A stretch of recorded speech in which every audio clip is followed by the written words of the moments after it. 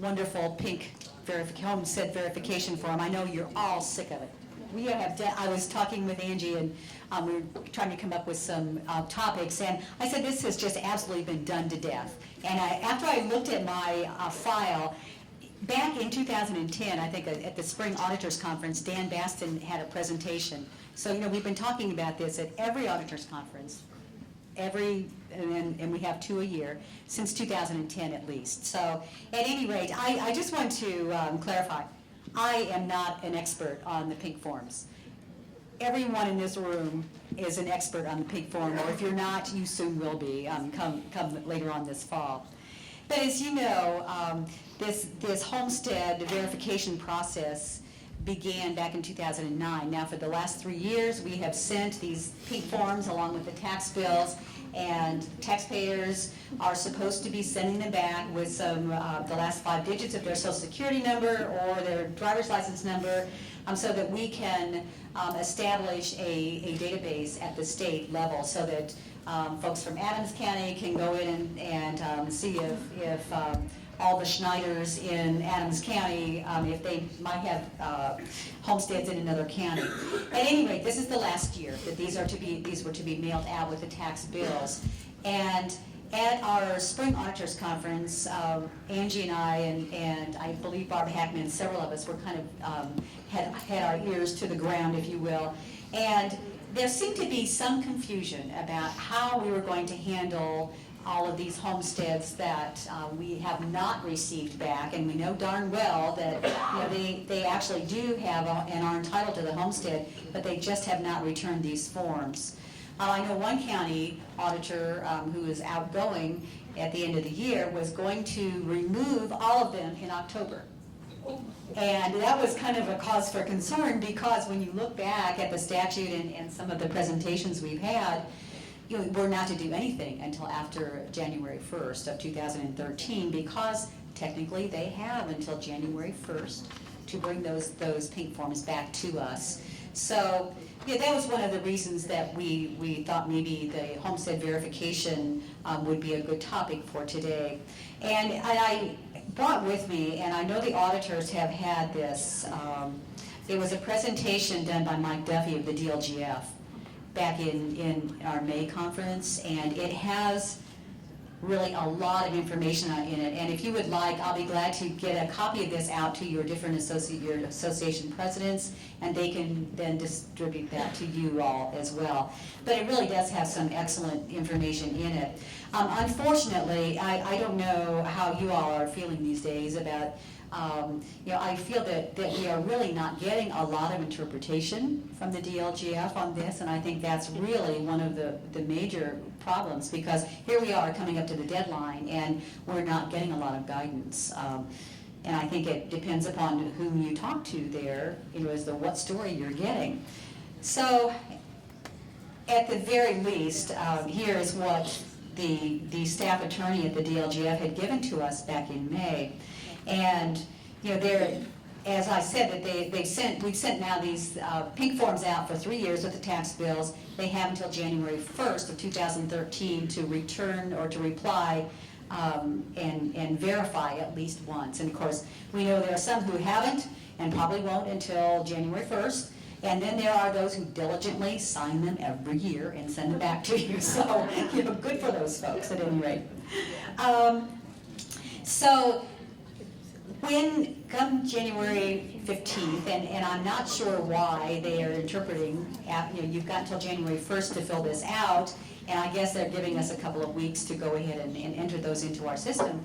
But come January 15th, if we're going to remove those homestead deductions from those folks who have not verified, we have to notify them in writing. And so I was wondering if we could all kind of raise your hands if you know what you're going to be doing, how you're going to be doing it. Are you going to be sending out letters in October or November and say, hey, Joe, you have forgotten to send back your homestead verification, and if you don't, it's going to be removed in January, so get on the stick and get it done.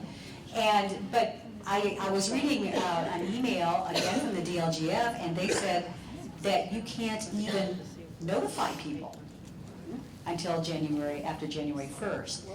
You know, I was thinking, be efficient, get a jump, a little bit of a head start on it so we could know what we were going to do January 15th. But is anybody, auditors, are you all thinking about sending out notices to those that have not responded prior to January 1st? Okay. In November? Okay.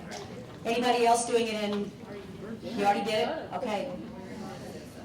Okay. So there are several, and I think that maybe what we need to do is just kind of take the bull by the horns here and do what we need to do in order to make our offices a little bit more efficient in that regard. But I think also we need to make sure that the assessors and the treasurers are notified of that. In our county, you know, we talk back and forth. We haven't had a formal meeting for quite some time, but we do talk back and forth and kind of keep each other apprised of what's going to be going on. So once that letter then goes out and January 15th comes and you're going to remove those deductions, you know, when these folks are not going to know, really. I mean, you have to let them know that you have removed it, but you know, they're not going to get it until they get their tax bill in the spring. And then you're going to have, the treasurers are going to get the questions, yes, and that's exactly right. So then there is a procedure. You know, the law says that the auditors, if people come in and can prove, even though they've ignored your letters and ignored all those pink forms for the last 3.5 years, they can still come back and say, oh gosh, I qualify for that and I want it back, and we have to put it back. So, you know, if they don't qualify, then of course that's another whole issue. But Andrew?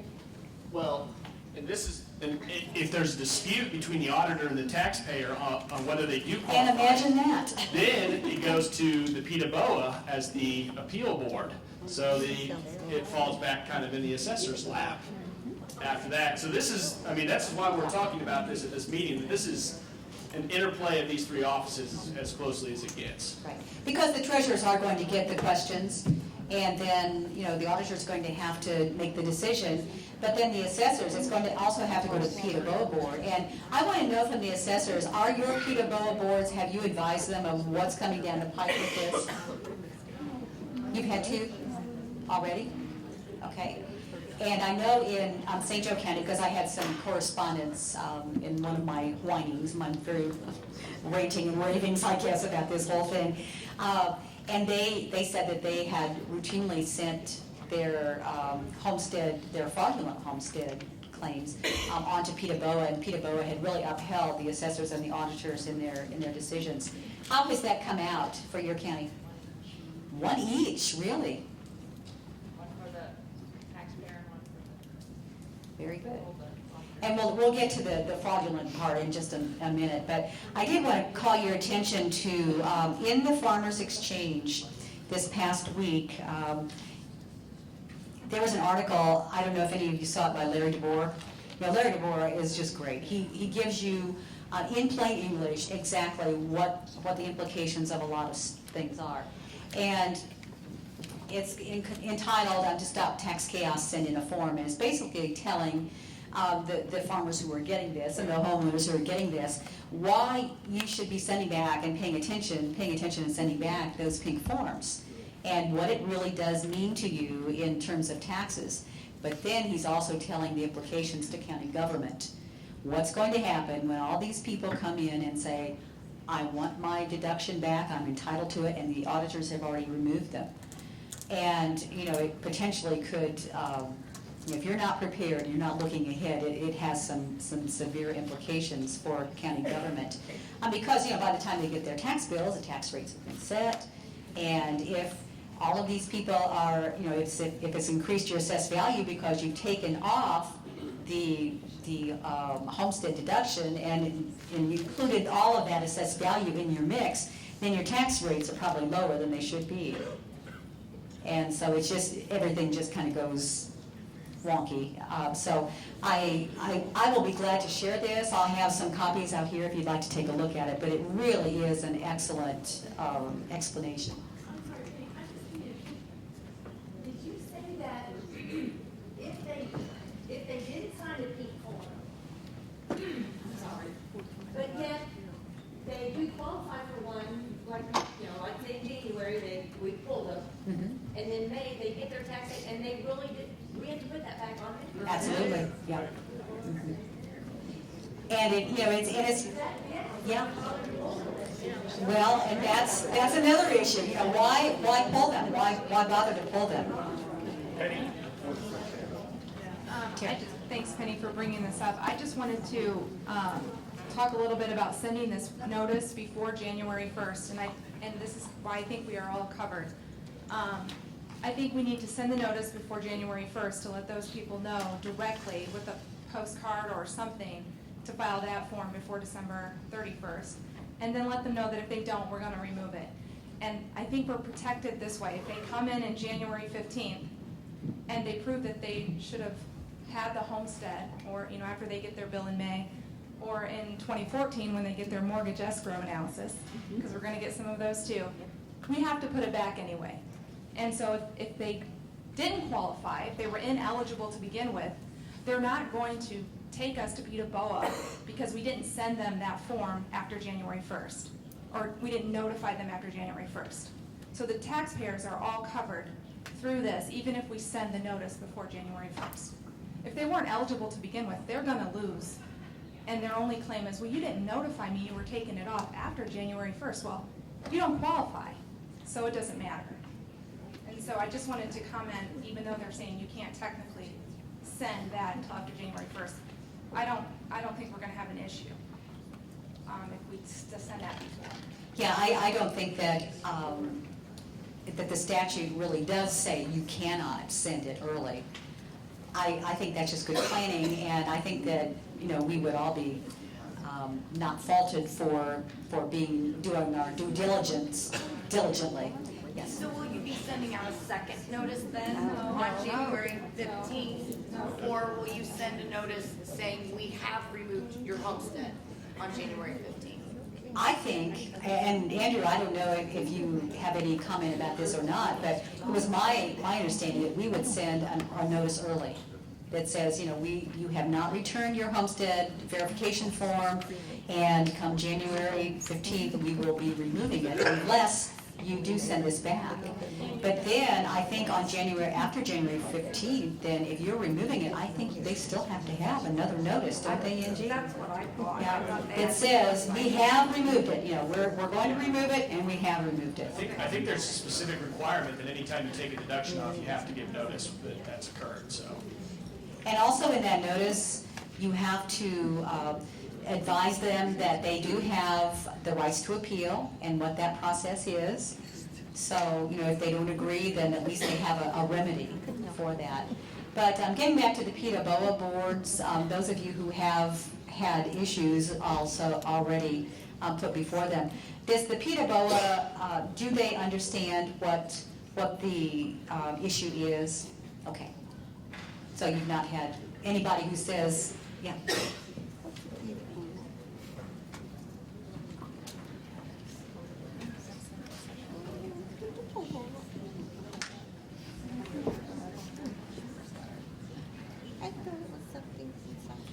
Just a question, when you remove that, when it goes to the PETA BOA, is that 1% cap going to be an issue? I mean, there was a state board hearing about that you don't have to have a homestead, you can get the 1% cap, depending on your tax district. So are both of those issues before the county board when that comes, or is it just the fact that they get the homestead deduction? I think for these purposes, I think that it's just for the homestead deduction. If they have other issues, it probably has to be done on a separate appeal form, wouldn't you think, Judy?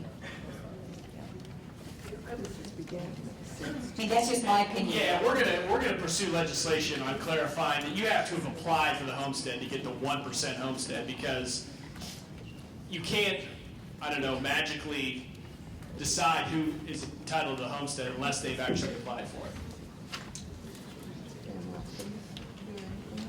Are there other questions about that process?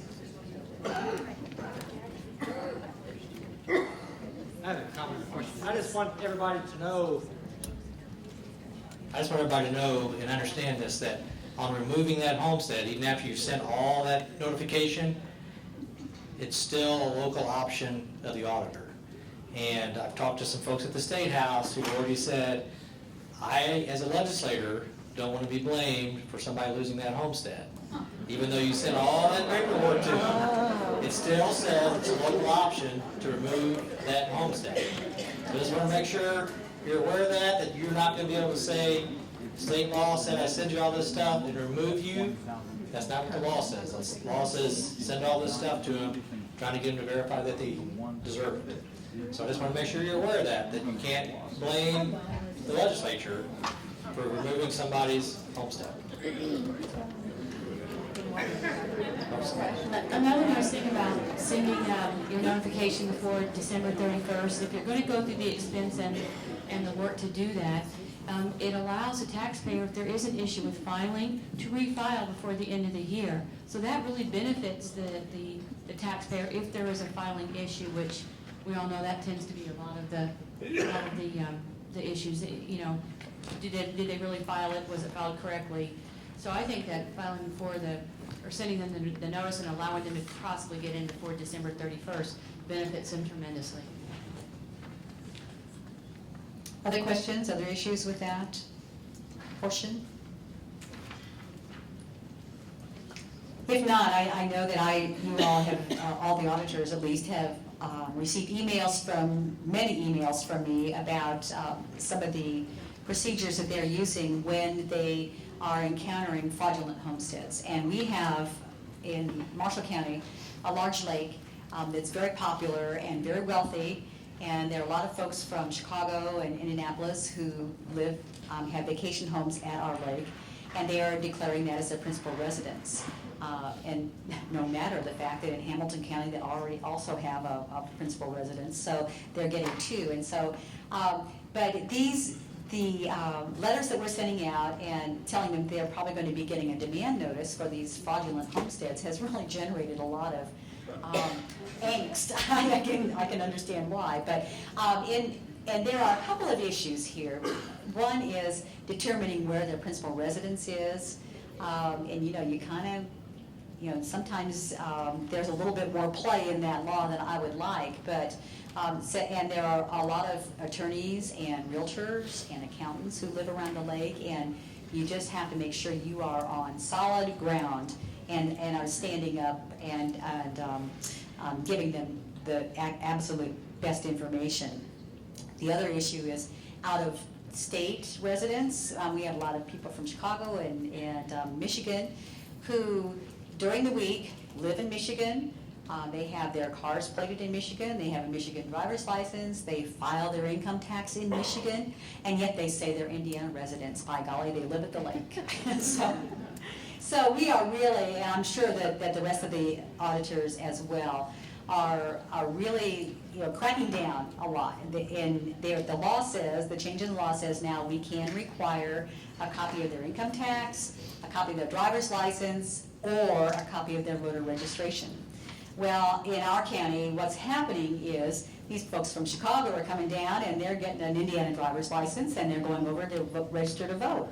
And yet they still cannot produce their Indiana income tax return because they're filing in Illinois. So, I think that maybe that's another legislative fix that we would like to see. I personally would, and I think would like to hear from the rest of you as well, because we need to have as many teeth in this as we can get. And these folks are interpreting this as, you can ask me for any one out of three. You cannot ask me for all of them. And I do. And if they cannot produce it, then they don't get it. Going forward, it's another issue, but because they do have an Indiana driver's license. But I was really interested in an email from St. Joe County, and it was the property tax supervisor, Patricia Henry. Is Patricia here today? No. Okay. She is a great gal. I would love to have her in my office doing this job. Leave her alone. Okay. No, I would not. She said that they're having the same problems in St. Joe County, as I know all of you are. But she says that if somebody presents a license or an Indiana identification that's brand new, they make them go back out to the license branch and get a transaction history, so they can, and a history of their driver's license. And she, I thought that was pretty great. And she said that if they haven't given us the specific information they require, they continue on with the collection process. And then if they continue to disagree, of course, they can always go to Peterborough. And she said that they've had about 10 petitions, and all of them have been denied by the Peterborough. So, yes. Yeah. Yeah, Pete just reminded me, they've received in St. Joe County over $1 million in the ineligible credit demands, if you will. So, in Marshall County, we've just begun the collection process, the demand process. But, some people are writing their check for $10,000 for their fraudulently claimed homestead, and others are just writing you to death. Every day there's an email from the same guy, or he's coming in and trying to fight it. So I just think that we need to have as much teeth in that particular law as we can get. Anybody else have any more stories just about that? Question. I deal with a lot of problems where we have snowbirds, people that live in Florida, and they'll come to me and they'll say, well, I have a Florida driver's license, my plates are registered in Florida, but I do my Indiana state taxes here, and my permanent residence is here. How does anyone deal with that as far as you've got a driver's license that says they live in Florida, you've got a state tax form that says they're filing state taxes here, they may vote in Florida even. Once they tell me they vote in Florida, then I'm just like, okay, never mind, get it. But there's where my situation gets real sticky. And I'm wondering if anyone else had any helpful hints as to deal with that. Yeah, check this, the homestead in Florida. Very sticky about it. Yeah, because in Florida, Florida is aggressive about searching out homestead fraud, and they go back 10 years. We had one little old lady who was like 90 years old, and she had been declaring a homestead, taking a homestead in Indiana and in Florida. And, it was fraudulent, but, she was kind of innocent, I guess as innocent as you can be about double dipping, but if you are 90 years old, sorry. But anyway, after we explained to her that, you can pay 3 years here or you can pay 10 years in Florida, and, she opted to take this. But in Florida, they call their auditor's deputy who does pursue these homestead fraud investigators. And I think that we need to rename our deputies, actually. But at any rate, the bad thing is that there is nothing in Indiana law that says this, and this makes you an Indiana resident. That is the absolute proof. And, and maybe that's intentional, I'm sure it is, but still it makes it very difficult for those of us who are having to determine those things. So the only thing I can say is, you just have to use your best judgment, and it's up to them to prove to you that they are an Indiana resident. So you can't ask for those things. Jim? I think for those of you that are going back 3 years and collecting what they know for 3 years, and now they didn't file their big form, and now you're going to say, I'm going to remove your deduction. Are you going to let those people get away with not going back 3 years? That's a good question. Did everybody hear Jim's? Yeah. There are more questions than answers, really, with all of these. Because they have been taking advantage all these years as well. They just kind of slid through the cracks because they have not returned their homestead verification form. So, there again, I don't know how you investigate that. Same way you're doing it now.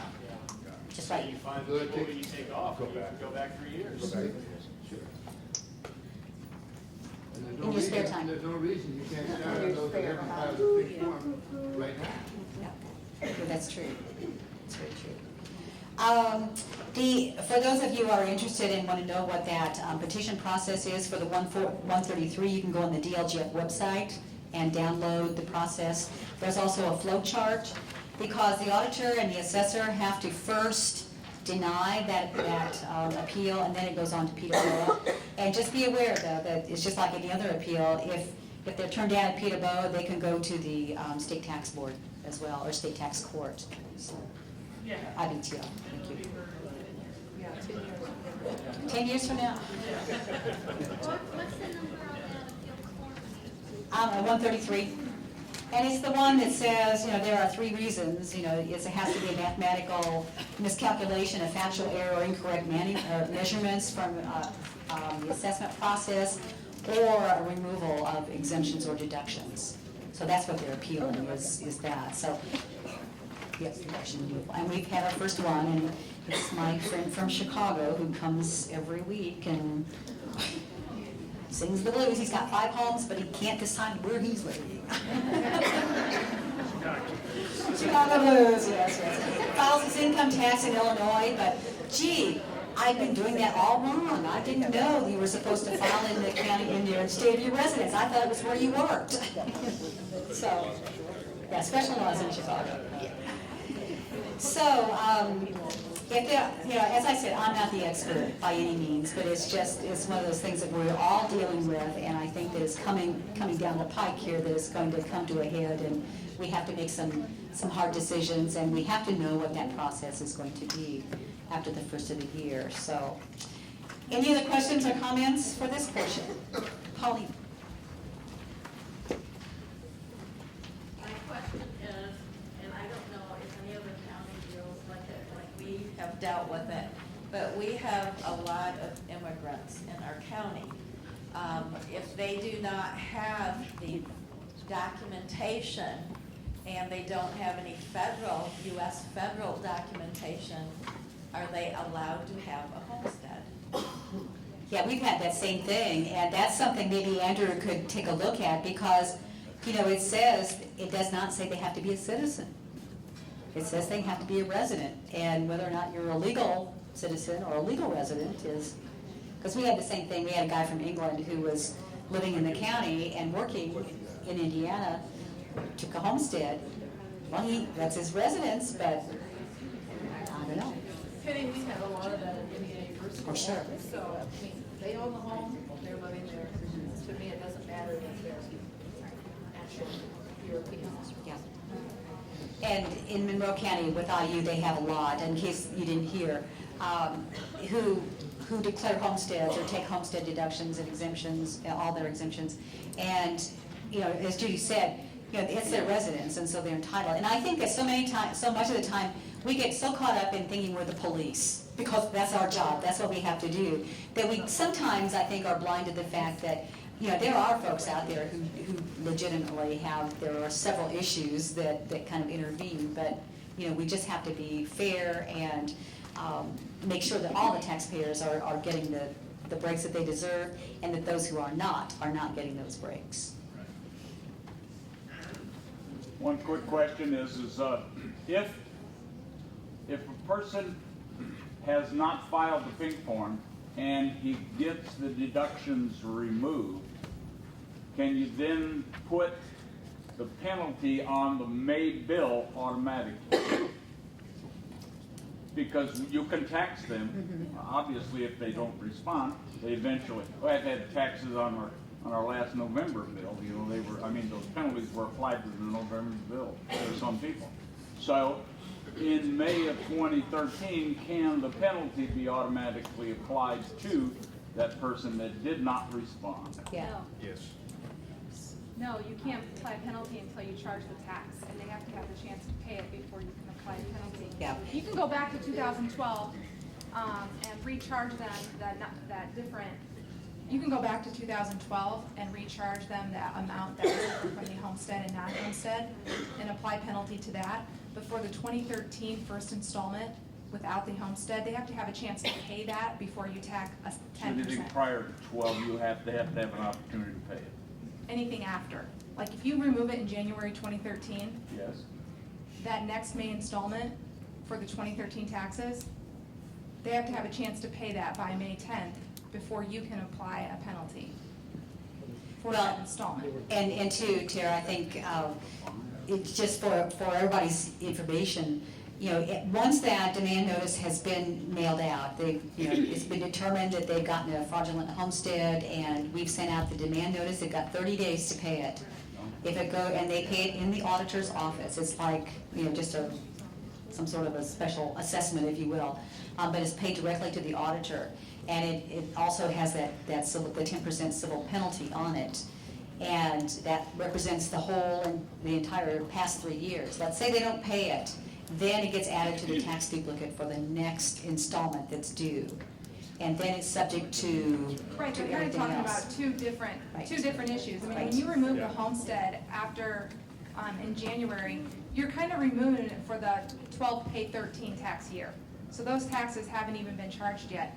But at the same time, then you have the opportunity, but you're not required to, go back and charge for this fraudulent homestead for prior years. It's a separate issue, but you have that option.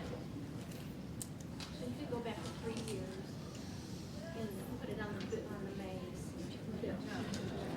No. When can you put it? When you try to pay it after 30 days, that's what she was talking about. Okay. So you're not separate notice of what the penalties are on that. Did you want to get Celeste's comments? I'm sorry, I'm just trying to get Sorry. clarification.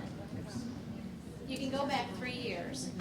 Now, do you have to bill that separately and not part of the tax? Initially, you do. Okay. You have to send out a demand notice. It's just like the treasurer's judgments. Okay. You can send out a demand notice. Can that be part of the notice after the 15th, that you have to let them know that it was taken off? Can you combine those two? I know that ours has that notice in there, that we removed it. But I'm not sure if you can legally, once you get beyond that, once you are making the demand, I'm not sure, Celeste. We'll have to take a look at that. Like what I'm wondering, could I put the notice out after the 15th that we have removed it, and that if it's not paid within 15, 30 days, whatever the statute says, then the invoice amount will be, that is owed.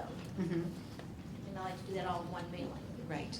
And it does include the 10% civil penalty as well. Right. Mhm. Okay.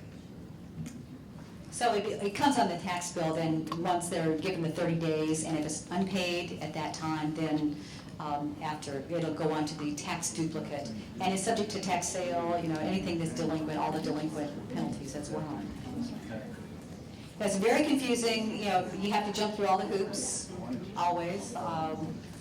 And, it's sort of an ongoing, I know we'll be talking a lot more about this probably at the auditors conference too, but I'd like to encourage the assessors, to let's keep in touch with each other, because we have to work so closely together with these 133s, and, it's just another issue. The treasurers, oh my gosh, you guys are gonna have all these questions, and you're gonna bear the brunt of it when next May, when all those exemptions, deductions are taken off, and they have to. The treasurer should know how many. Yeah, that's true. Yes, that's true. I was saying I know there's at least 20%. Before the May bill went out, the last May bill went out, we had 9,000 Oh my people gosh.